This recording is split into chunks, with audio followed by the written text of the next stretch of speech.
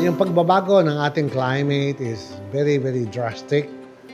We are the guardian of our Earth, so we should learn how to take care of Mother Earth.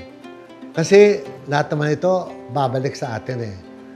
Lahat ng destruction na ginagawa ng tao ay laging ibabalik. Sample, kung ito ay bundok, ganyan ang bundok. Ang gagawin ng tao, tatapyasin yung mga gilid na yan para makagawa ng kalye para makarating dito. But little did they know that there's a saying that nature will always take its natural course. Meaning, yung mga binaklas nung yan, lalaglagan uli ng lupa ng mundo yan because that is what you call landslide.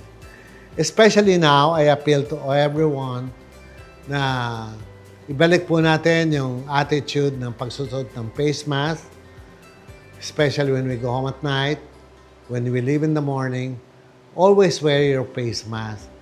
Because since July up to the present, I think up to the end of the year, we will be experiencing the aphelion phenomenon. Ito yung ang mundo ay masyadong napakalayo sa araw, so magiging malamig na malamig ang panahon at tayo ay hindi sanay dito, so lahat tayo ay magkakasakit.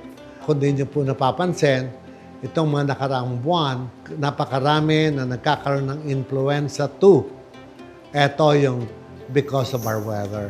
Ingat lang po, huwag kayong magpapabasa sa ulan. Always wear your face mask. Pag kayo nasa sasakyan, mag-face mask kayo. Pag bumaba kayo, mag-face mask kayo because of pag yung ini-emit na smoke at saka yung climate, pag nasingot nyo yan, sakit ang dadaanan nyo. Pag uwi nyo ng bahay, pag baba nyo ng sasakyan, mag-face mask kayo para hindi nyo masingot ang mga alimuom na magbibigay sa atin ng ating sakit.